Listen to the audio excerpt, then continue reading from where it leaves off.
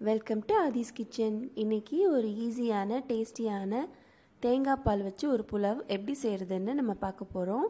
இது ரொம்ப ஈஸி, ஆனால் ரொம்ப ரொம்ப டேஸ்டி. அது எப்படி செய்கிறதுன்னு பார்க்குறதுக்கு முன்னாடி இது வரைக்கும் ஆதிஸ் கிச்சனை சப்ஸ்கிரைப் பண்ணாதவங்க ப்ளீஸ் சப்ஸ்கிரைப் பண்ணுங்கள். பக்கத்தில் இருக்கிற பெல் ஐக்கனையும் ப்ரெஸ் பண்ணிக்கோங்க. அப்போ தான் நான் போடுற வீடியோஸ் உடனுக்குடனாக உங்கள் மெயிலில் தேடி வந்து சேரும். இப்போ வாங்க எப்படி செய்கிறதுன்னு பார்க்கலாம். ஒரு குக்கரில் 3 டேபிள் ஸ்பூன் அளவுக்கு எண்ணெய் ஊற்றிருக்கேங்க.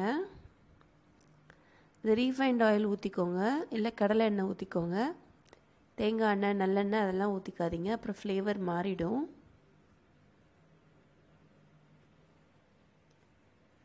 இதோட 2 டேபிள் ஸ்பூன் அளவுக்கு நெய் போட்டுக்கிறேங்க. நல்ல வாசனையாக இருக்கும் நெய் போட்டிங்கன்னா. இப்போது எண்ணெய் நல்லா காயட்டும். எண்ணெய் காஞ்சிருச்சு. இப்போது இதில் ஒரு பெரிய துண்டு பட்டை, 3 ஏலக்காய், 3 கிராம்பு, ஒரு அன்னாசி பூ எல்லாம் போட்டிருக்கேங்க. இதோட 1 ஸ்பூன் அளவுக்கு ஜீரகம் போட்டுக்கிறேன். ஜீரகம் பொரியணும். இந்த மாதிரி பொரிஞ்சதுக்கப்புறமா ஒரு 5 பச்சை மிளகா 2ஆக கீறி போட்டிருக்கேங்க. 5 பச்சை மிளகாவா அப்படின்னு நினைக்காதீங்க, ஏன்னா இதுக்கு நம்ம மிளகாத்தூள் ஆட் பண்ண போகிறது கிடையாது. இந்த பச்சை மிளகாவில் இருக்கிற காரம் மட்டும்தான் இந்த புலாவுக்கு. 2ஆக கீரி போட்டுக்கோங்க. இதோட 2 பெரிய வெங்காயங்க, நல்ல கொஞ்சம் பெரிய சைஸ் வெங்காயமாக நீளமாக நறுக்கி போட்டிருக்கேன்.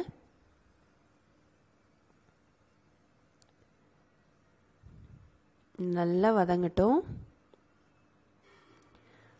ஆனால் ப்ரௌன் கலர் ஆகக்கூடாது, அதை மட்டும் ஞாபகத்தில் வச்சுக்கோங்க. ப்ரௌன் கலர் ஆக்குனீங்கன்னா புலாவ் வந்து நல்லா வெள்ளை வெள்ளையர்னு வராது. இப்போது வெங்காயம் வதங்கிறதுக்கு நான் தேவையான அளவு உப்பு போட்டுக்கிறேன்.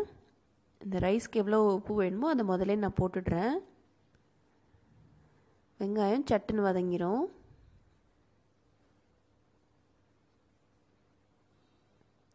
இப்போது ஒரு கைப்பிடி அளவுக்கு புதினாவும் கொத்தமல்லியும் சேர்த்து ஒரு கைப்பிடி அளவு இருக்கணும், அதை பொடியாக நறுக்கி போட்டிருக்கேன். இது ரொம்ப ஈஸிங்க, சட்டுன்னு செஞ்சிடலாம். நீங்கள் மொத்தமே ஒரு 20 நிமிஷம் இருந்தால் போதும்.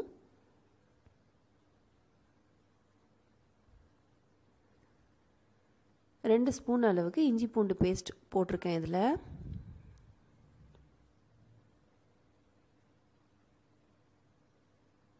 நல்லா வதக்கி விட்டுருக்கேன். வதக்கி விட்டுட்டு இதில் நான் ஒரு பெரிய கேரட்டும் ஒரு கைப்பிடி அளவு பட்டாணியும் போட்டிருக்கேன். அந்த கிளிப் எங்கேயும் மிஸ் ஆகிடுச்சு, சாரி. போட்டுட்டு நல்லா வதக்கிக்கோங்க. நீங்கள் வதக்கும் போதே காய் வேகணுமா அப்படின்னா இல்லை, ஒரு 2 நிமிஷம் வதக்கி விட்டிங்கன்னா போதும். இதில் நான் தேங்காய் பால் ஊற்ற போகிறேங்க. இப்போ நான் 2 டம்ளர் அளவுக்கு பாஸ்மதி அரிசியை 20 நிமிஷமாக தண்ணியில் ஊற வச்சுருக்கேன். இப்போ 2 டம்ளர் அரிசிக்கு 1 டம்ளர் அரிசிக்கு 1.5 டம்ளர் தேங்காய் பால், அப்போ 3 டம்ளர் தேங்காய் பால் ஊற்றிருக்கேங்க. திக்கு தேங்காய் பாலாக இருந்தால் கொஞ்சம் தண்ணி ஊற்றி கரெக்டாக 3 டம்ளர் ஆக்கிக்கோங்க. 2 டம்ளர் அரிசிக்கு 3 டம்ளர், அதுதாங்க கணக்கு. நல்லா கலந்து விட்டுருங்க.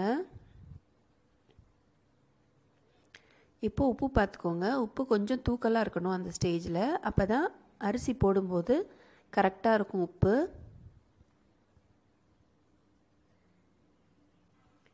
இது லைட்டாக ஒரு கொதி வரட்டும். லைட்டாக நுரைச்சி வர ஆரம்பிச்சிருச்சு பார்த்தீங்களா. இப்போது நான் அரிசி போட்டுக்கிறேன். அரிசி போட்டு நல்லா கலந்து விட்டுக்கோங்க. கலந்து விட்டுட்டு குக்கரை மூடி சிம்மில் வச்சுருங்க. சிம்மில் வச்சுட்டு கரெக்டாக ஒரு 12 நிமிஷம் வச்சிங்கன்னா போதும். 12 நிமிஷம் ஆயிடுச்சு. இப்போ திறந்து பார்க்குறேன். பயப்படாதீங்க, இப்படி தான் இருக்கும். இப்போது கரண்டியை வச்சு மெதுவாக கிளறி கொடுத்து விடுங்க. பாருங்கள், அருமையாக சூப்பராக பொல பொலன்னு காய்கறியெல்லாம் நல்லா வெந்து நல்ல கமன்னு வாசனையாக இருக்குங்க. இது கூட காரசாரமாக குருமா வச்சு சாப்பிட்லாம், உருளைக்கிழங்கு பொரியல் வச்சு சாப்பிட்லாம். சூப்பராக இருக்கும். ஈஸியாக டேஸ்டியாக அசத்தலான ஒரு தேங்காய் பால் புலாவ் ரெடி. குட்டீஸ் விரும்பி சாப்பிடுவாங்க. இதை கண்டிப்பாக ட்ரை பண்ணி பாருங்கள். உங்கள் ஃப்ரெண்ட்ஸோட இந்த ரெசிபியை ஷேர் பண்ணுங்கள்.